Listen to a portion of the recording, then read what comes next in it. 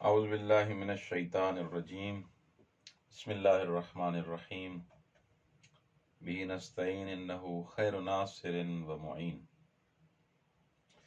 الاقوال فی المسألة والحق فیها لا شک فی دلالة التقیید بالوصف علی المفہوم عند وجود القرینة الخاصة ولا شک فی عدم الدلالة عند وجود القرینة على ذلك مثل ما اذا ورد الوصف مورد الغالب الذي يفهم منه عدم اناطة الحكم به وجودا وعدما نحو قوله تعالى وربائبكم اللاتي في حجوركم فإنه لا مفهوم لمثل هذه القضية مطلقا إذ يفهم منه أن وصف الربائب بأنها في حجوركم لأنها غالبا تكون كذلك والغرض منه الإشعار بإلة الحكم إذ أن اللائي تربى في الحجور تكون كالبنات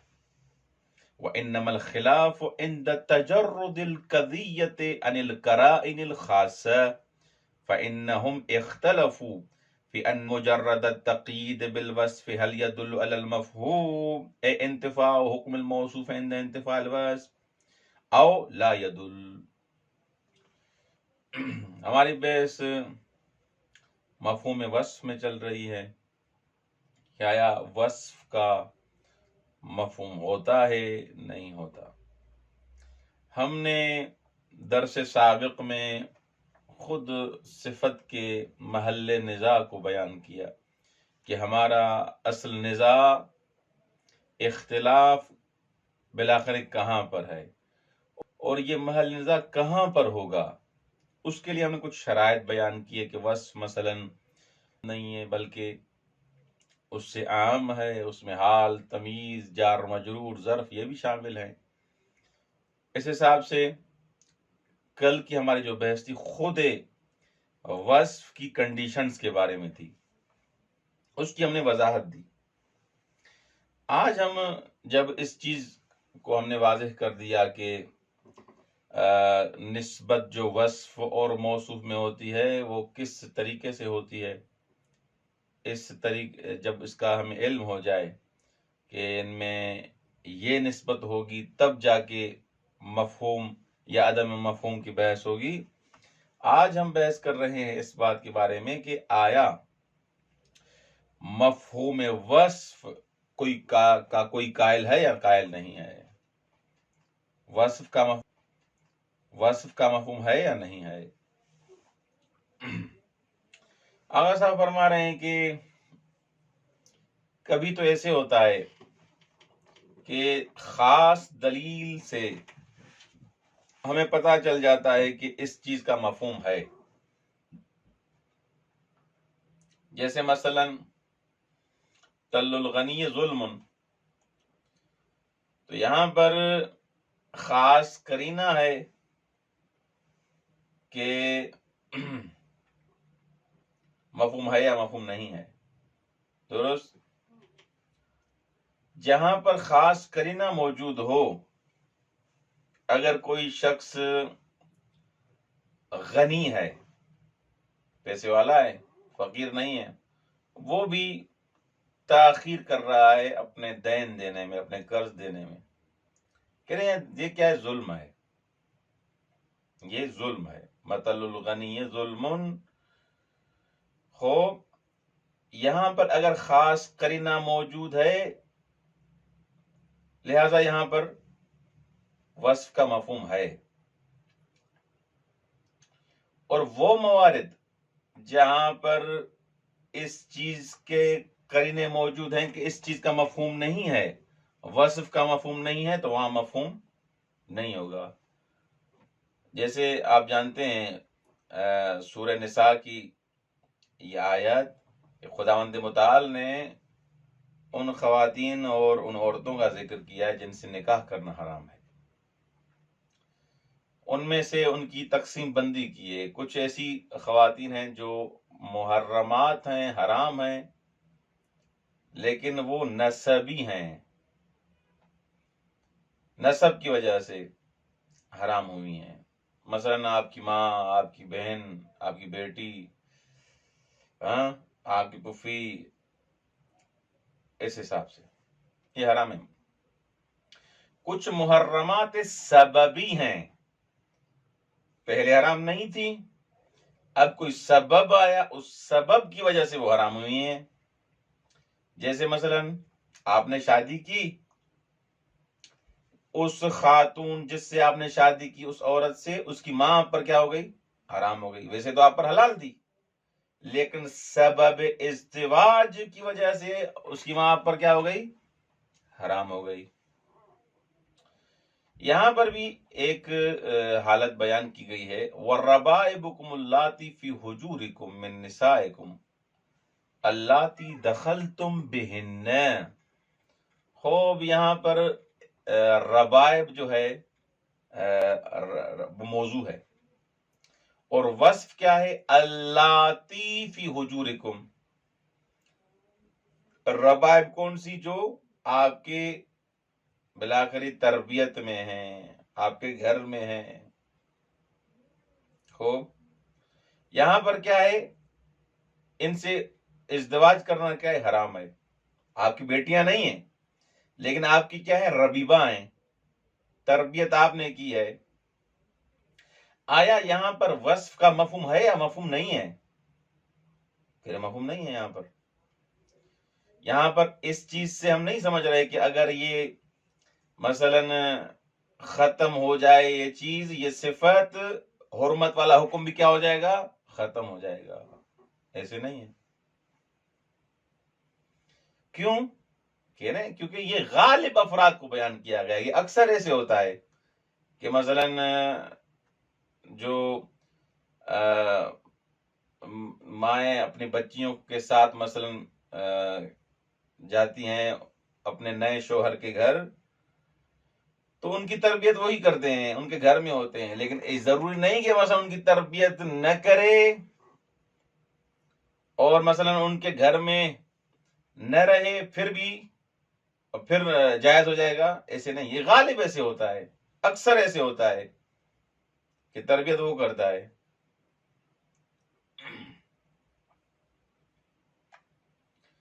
مثلا ایسے بھی ہو سکتا ہے کہ کوئی ایسی دختر نیک ہو جو پہلے ہی رشیدہ ہو چکی ہے، بالغ ہو چکی ہے، تربیت اس نے نہیں کی، اس نیا شوہر جو اس نے کیا ہے، خوب اس تربیت اس نے نہیں کی، کیا اس پر حلال ہو جائے گی؟ نہیں، حلال نہیں ہوگی۔ دروا کہ اس چیز کی طرف اشارہ کیا جا رہا ہے، سمجھایا جا رہا ہے کہ یہ بھی تمہاری بیٹیاں ہیں۔ اغلب ایسے ہوتا ہے، غالب ایسے ہوتا ہے کہ ان کی تربیت یہی شوہر ہی کرتے ہیں جو اب نئی شادی مثلا ہوئی ہے۔ اب دو مسئلے حل ہو گئے، جہاں پر قرینہ ہوگا کہ مفہوم ہے، جیسے مطلب الغنی ظلم، تو وہاں مفہوم ہے۔ جہاں پر قرینہ موجود ہے کہ اس کا مفہوم نہیں ہے، جیسے ربائب والا ہے مسئلہ، اللہ فی حجورکم، یہاں یقین ہے کہ یہ اس کا مفہوم نہیں ہے، قرینہ موجود ہے۔ یہ بحثیں ہمارے موضوع سے، ہمارے محل بحث سے خارج ہیں، کیونکہ ان کے لیے یا تو قرینہ موجود ہے کہ مفہوم نہیں ہے، یا قرینہ موجود ہے کہ مفہوم ہے، لہذا ان کے بارے میں بحث نہیں کریں گے۔ تو بحث کہاں کریں گے؟ آگا پھر آپ کہہ رہے ہیں بحث ہم وہاں کریں گے، انما الکلام فی مورد، اس مورد میں ہمارا کلام ہے کہ وصف کلام میں آئے اور ہر نوع قرینہ سے کیا ہو؟ مجرد ہو، نہ قرینہ تدل علی مفہوم الوصف اور نہ ہی قرینہ دلالت کرے علی عدم مفہوم الوصف، ان دونوں قرینوں سے خالی ہو، وہاں ہم بحث کریں گے۔ جیسے مثلا فی الغنم الصائمۃ زکوۃ، ہو یہاں روایات میں ویسے صائمۃ الغنم ہے، غنم صائم نہیں ہے۔ ہو وہ بھیڑ جو باہر مثلا چرتی ہے، گھر نہیں رہتی، اس کا کھانا پینا گھر میں نہیں ہے مثلا، تو یہاں پر آیا یہ سائمہ جو وصف ہے غنم کے لیے مفہوم ہے یا اس کا مفہوم نہیں ہے؟ اگر یہ سائمہ ختم ہو جائے پھر بھی اس کے لیے یہ حکم رہے گا یا نہیں رہے گا؟ یہاں پر یعنی بحث یہاں پر ہوگی، کیونکہ یہاں پر کوئی قرینہ موجود نہیں ہے۔ یہاں پر علماء کی نظر یہاں پر ہے، کوئی اگر آپ سے پوچھے کہ وصف مفہوم رکھتی ہے نہیں رکھتی، صفت کا مفہوم ہے یا نہیں ہے، تو جواب میں کیا کہیں گے؟ بھائی وہاں پر محل بحث ہے جہاں پر قرینہ نہ ہو۔ اگر وصف کے مفہوم کے لیے قرینہ موجود ہے تو موجود ہے، اس وصف کے لیے مفہوم ہے، اس میں کسی عالم کا اختلاف نہیں ہے، جیسے مطلب الغنی ظلم ان کے بارے میں۔ اور وہاں پر جہاں قرینہ موجود ہے کہ یہ وصف مفہوم نہیں رکھتی، تو وہاں پر بحث نہیں ہے۔ بحث کہاں ہے؟ جہاں پر کوئی قرینہ موجود نہ ہو۔ جیسے آغا مظفر نے غنم سائمہ کے زکوٰۃ کا بتایا ہے۔ اچھا، اس میں کیا ہے؟ اکثر علماء یہ کہتے ہیں، جیسے سید مرتضی صاحب معالم، شیخنا الانصاری صاحب کفایہ، آغا آخوند، محقق نائنی، محقق عراقی، امام راحل امام خمینی رحمۃ اللہ علیہ، یہ سارے بزرگان اکثر علماء اس بات کے قائل ہیں کہ وصف کا اگر کوئی قرینہ موجود نہ ہو کوئی مفہوم نہیں ہے، یعنی اس بات پہ دلالت نہیں کرتا یہ جملہ کہ اصلاً اگر وصف منتفی ہو جائے تو سنخ حکم بھی ختم ہو جائے گا، نہیں، اس بات پر دلالت نہیں کرتا۔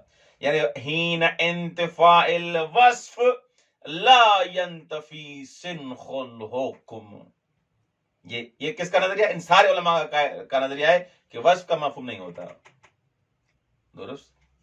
البتہ بعض اصولی حضرات اس بات کے قائل ہیں کہ وصف کا مفہوم ہوتا ہے، جیسے شیخ ابو جعفر طوسی شہید اول اور صاحب اصول الاستنباط، یہ کہتے ہیں کہ وصف کا مفہوم ہوتا ہے۔ یہ چیز یاد رکھ لیں، ہمارا محل بحث کہاں ہے؟ جہاں پر کوئی قرینہ نہ ہو۔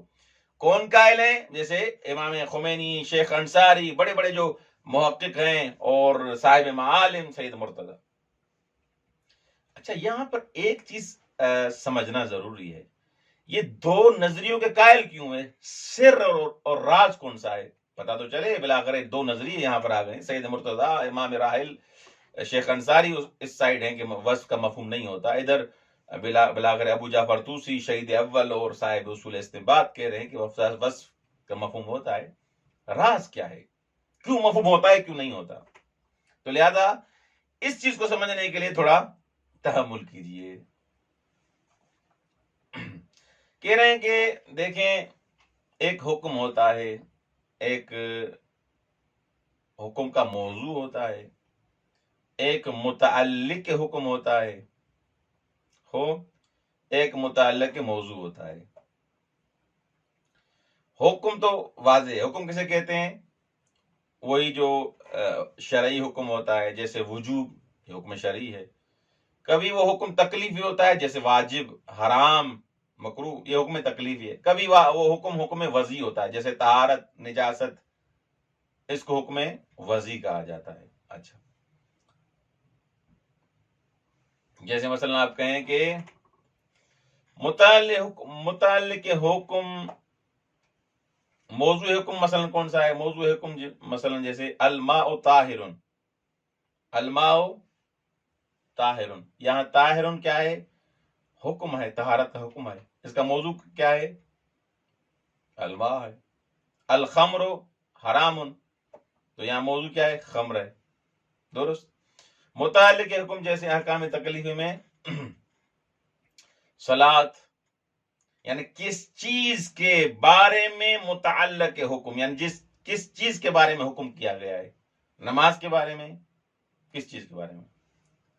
اچھا، موضوع حکم تبدیل ہوتا رہتا ہے مثلا۔ اچھا، اب یہاں پر بحث ہم ایسے کریں گے کہ جب متعلق، حکم، موضوع، یہ ہمارے لیے واضح ہو گئے، کہنے کہ اگر ثابت ہو جائے کہ یہ قید، مفہوم وصف میں قید ہوتی ہے نا ایک، اگر یہ قید خود حکم کی قید ہے تو یہاں پر جملہ وصفیہ مفہوم پر دلالت کرے گا کہ اگر یہ وصف نہیں ہوگی تو حکم بھی نہیں ہوگا. اذ لو كان الحكم ثابتا عند عدم القید لما كان الحكم قیدا به بالضرورة. اگر یہ قید خود حکم کی قید ہو، اگر یہ قید حکم کی قید ہے، اس کا مطلب اور معنی یہ ہے کہ یہ حکم کی علت ہے اور یہ ایک ہی علت ہے، اسی میں ہی منحصر ہے. ہم نے پہلے جو مفہوم کی آبھاس میں بیان کیا تھا کہ منحصر ہو، اگر یہ منحصر ہے اسی میں تو مفید حصر ہے، اور جب مفید حصر ہے دلالت کرے گا کس پر؟ مفہوم پر.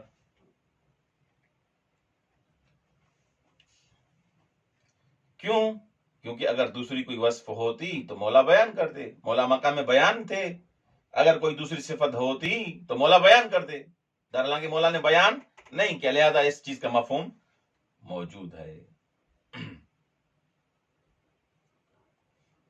اچھا،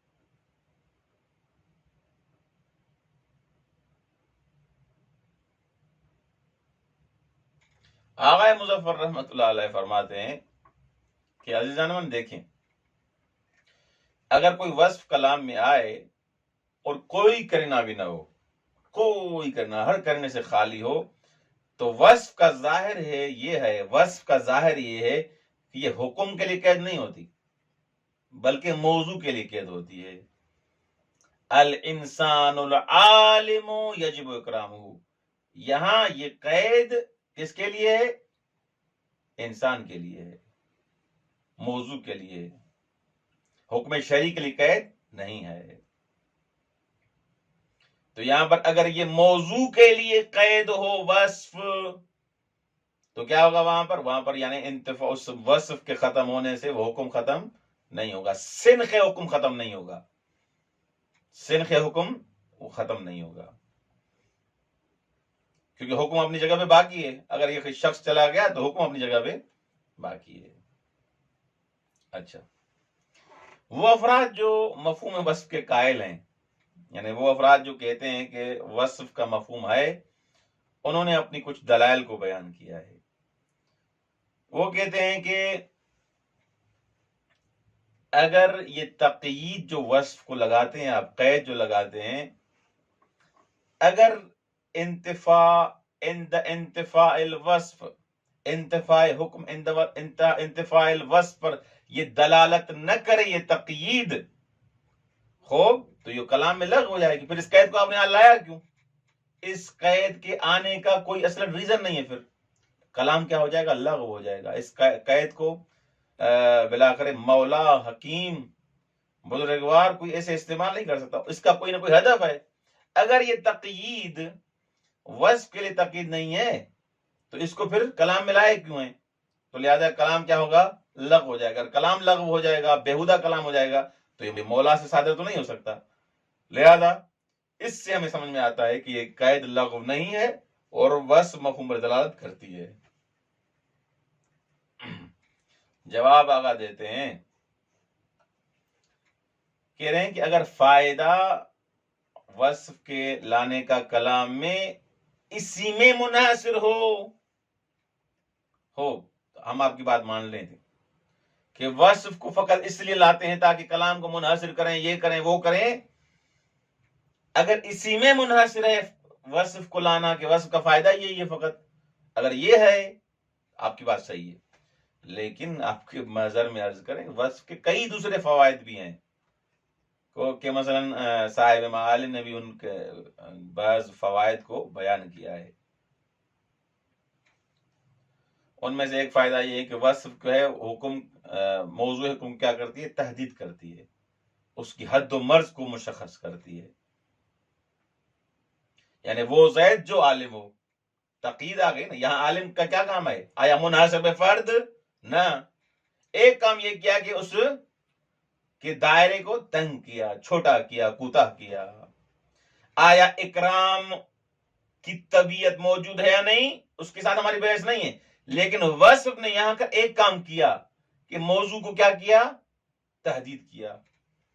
آیا وصف کا یہ فائدہ ہے یا نہیں؟ ہے فائدہ. لہذا آپ کی بات جو کہہ رہے ہیں کہ لغو ہو جائے گا کلام، یہ بات غلط ہو جائے گی. دوسری دلیل بیان کر رہے ہیں وہ قائل جو کہتے ہیں کہ وصف کا مفہوم ہے کہ وصف قید من القیود، وصف قید ہے جو سبب بنتی ہے کلام کے تقیید و تضییق کا. اور قیود کی دو قسمیں ہیں، قیود احترازی اور قیود بالآخر توضیحی.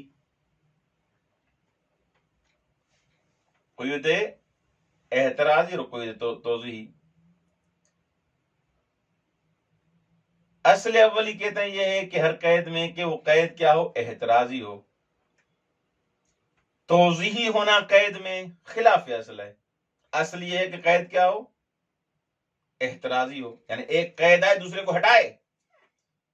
توضیحی خلاف اصل ہے.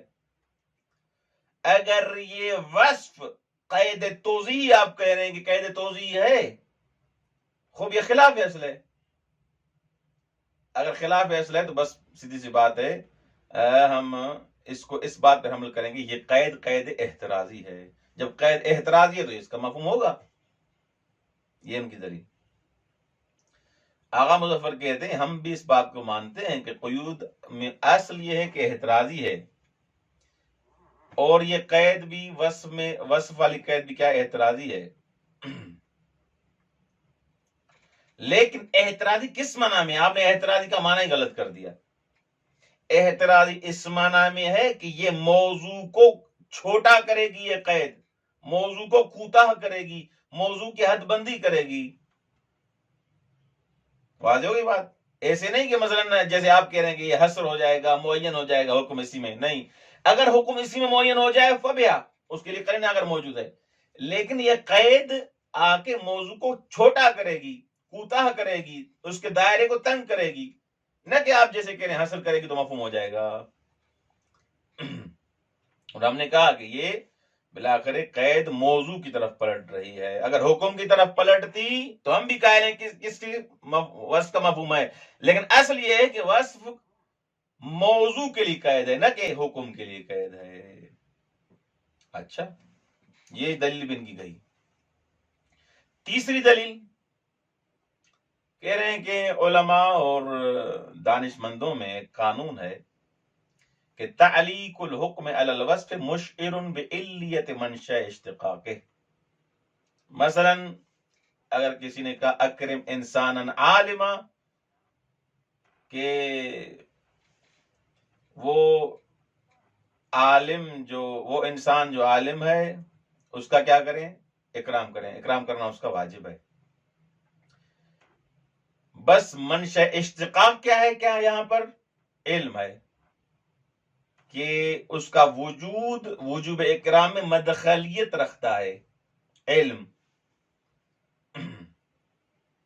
اکرم زیدن لکونہ عالما، اصل یہ جملہ ایسے بنے گا اکرم زیدن لکونہ عالما، زید کا اکرام کرو کیونکہ وہ عالم ہے. یعنی علت کی یہاں پر خوشبو آ رہی ہے اسی سے لکونہ. تو یہاں پر یہ حکم دائر مدار ہے اسی علت کے، وجوباً و عدماً.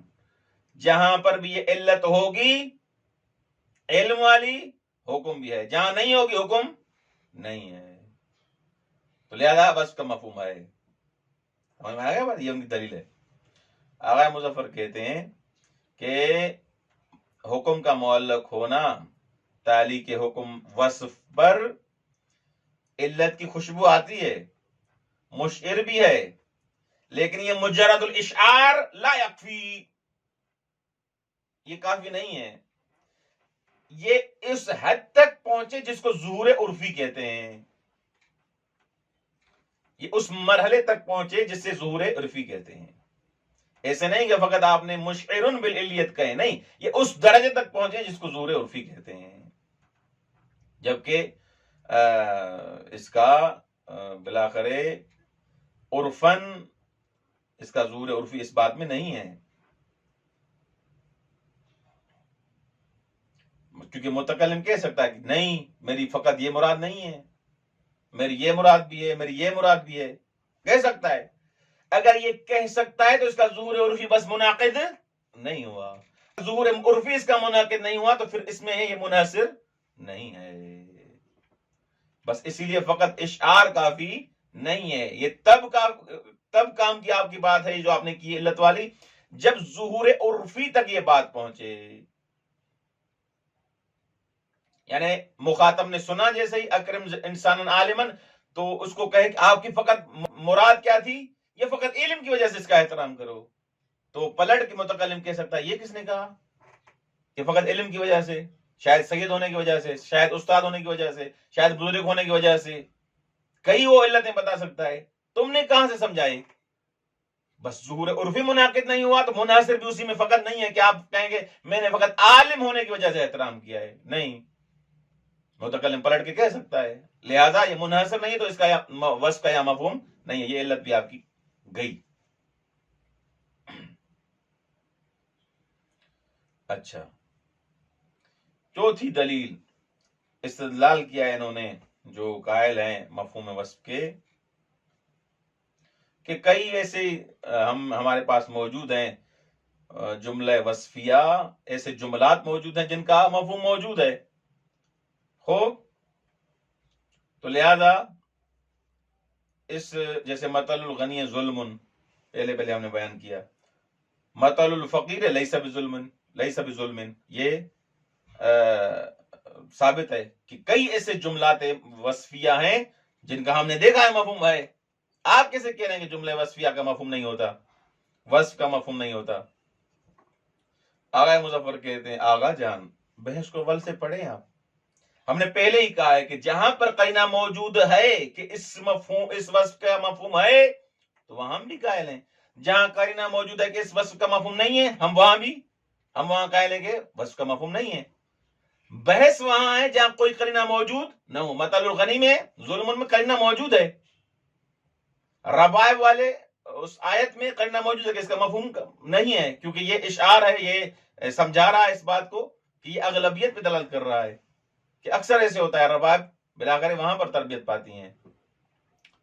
بس خلاصہ کلام یہ ہوا کہ جملہ وصفیہ لو خلی و تبع مفہوم اس کا نہیں ہے. کیوں؟ وجہ کیا ہے، علت کیا ہے؟ کیونکہ یہ قید ہے موضوع کے لیے، نہ کہ حکم کے لیے. وصف جو ہے یہ قید ہے موضوع کے لیے. اگر یہ قید ہو حکم کے لیے تو وصف کا مفہوم ہے، اگر یہ قید موضوع کے لیے وصف کا مفہوم نہیں ہے. کہہ رہے ہیں کہ آغا یہاں پر ایک بات آ رہی ہے، اگر پتہ نہ چلے کہ یہ موضوع کے لیے قید ہے تو پھر وہاں کیا کریں گے؟ تو وہاں ہم جواب دے رہے ہیں کہ وہاں پھر دو احتمال ہو جائیں گے کہ یہ قید موضوع کے لیے ہے یا نہیں ہے. اذا جاء الاحتمال بطل الاستدلال. تو آپ کو ثابت کرنا پڑے گا وہاں پر جہاں پر یہ احتمال آ رہا ہے، آپ کو ثابت کرنا پڑے گا جہاں پر آپ کو شک ہو رہا ہے کہ یہ موضوع کے لیے وصف قید ہے یا نہیں ہے، آپ کو وہاں ثابت کرنا پڑے گا کہ یہ حکم کے لیے قید ہے.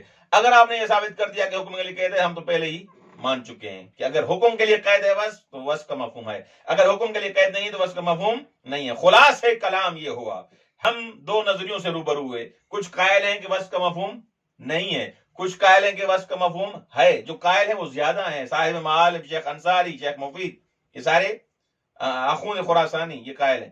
کچھ قائل ہیں کہ وصف کا مفہوم بلاخر ہے.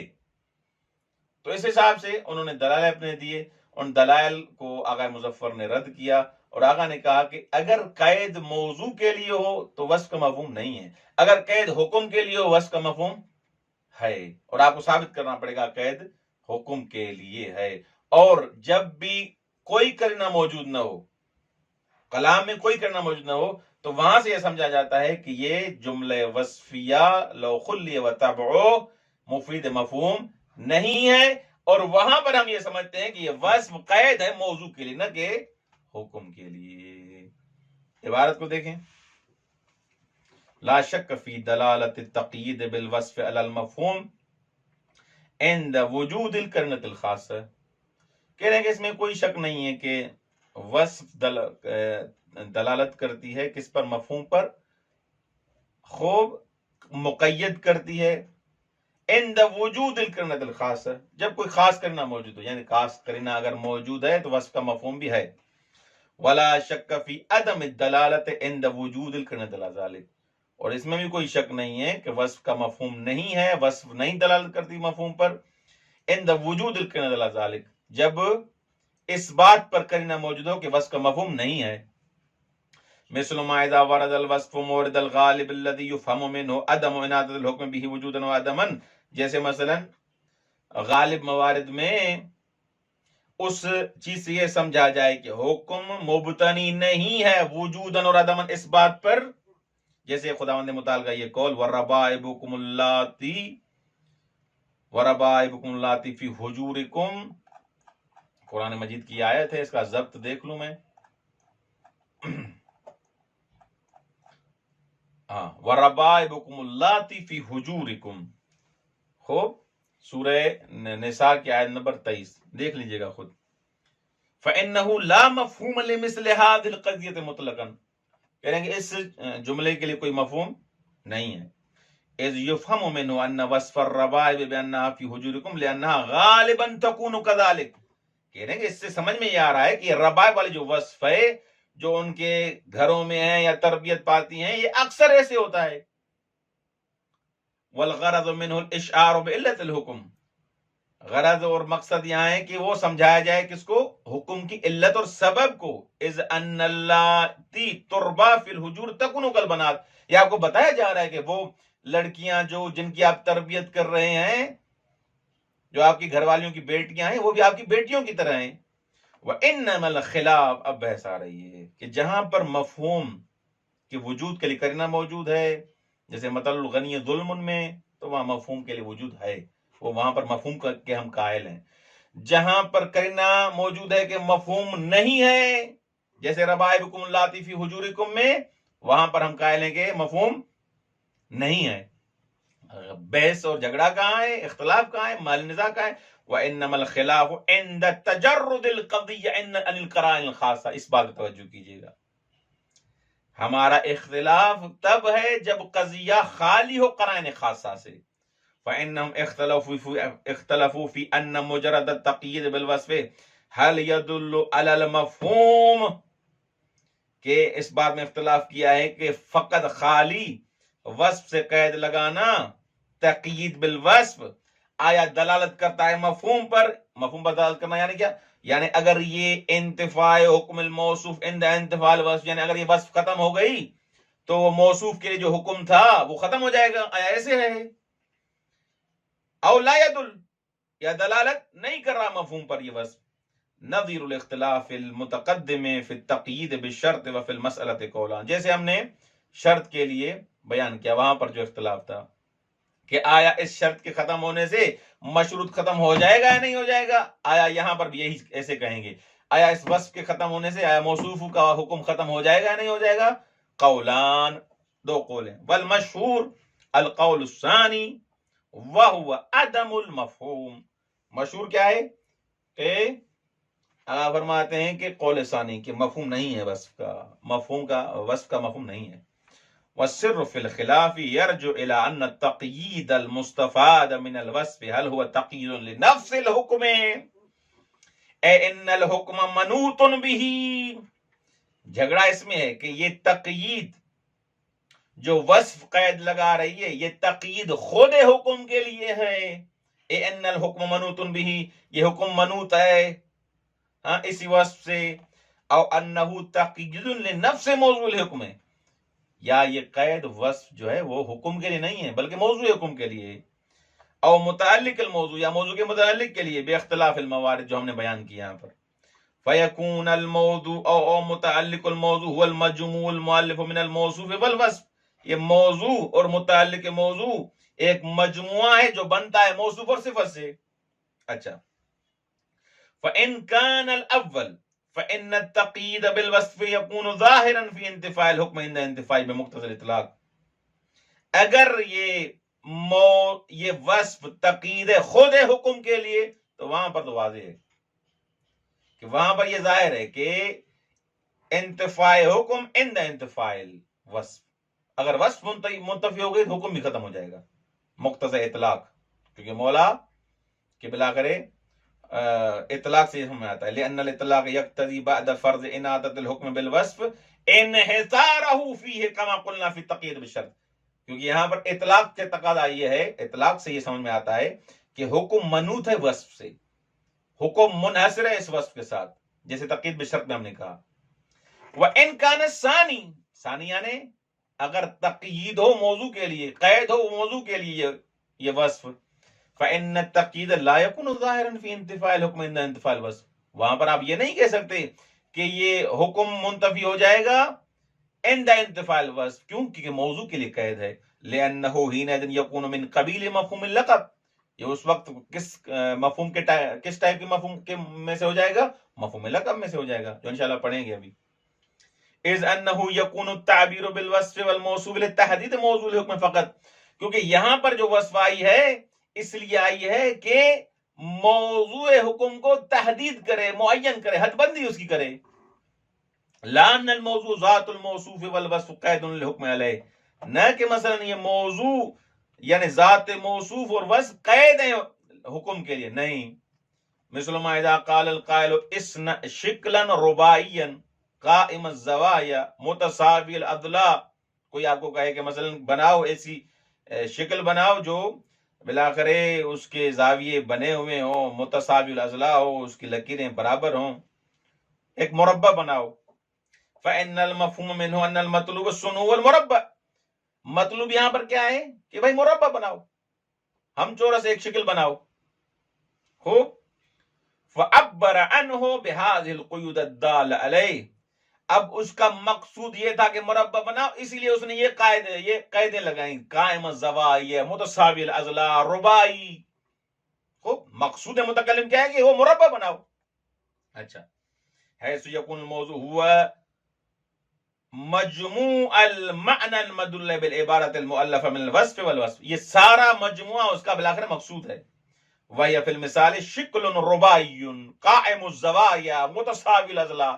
رباعی شکل ہو، مربع ہو، اس کی لکیریں ایک برابر ہوں مثلا. وهي بمنزلة کلمۃ مربع. اس سب کو ملا کے کیا کہیں گے؟ کلمہ مربع. اچھا. فكما ان جملة اسنا مربع لا تدل على الانتفاع عند الانتفاع كذلك.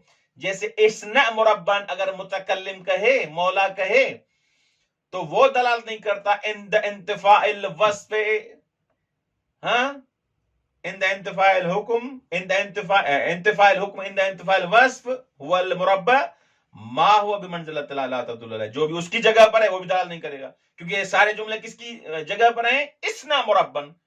وضاحت تھی اس میں فقط. لأنه في الحقیقت يكون في قبیل الوصف غیر المعتمد الموصوف.